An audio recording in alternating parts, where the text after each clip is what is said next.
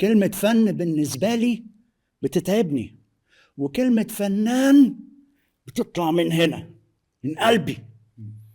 أنا من عيلة فنية وأنت عارف، طبعا. وما اعتمدتش في ولا مرة أقول أنا من عيلة فنية. مم. عارف ليه؟ وليا الشرف اللي أنا أقول عليهم، بس يعني كلمة فنان دي كبيرة، ولما أقول أنا قريب فلان أو فلان قريبي، فالناس هتقول إيه ده قريبك بجد؟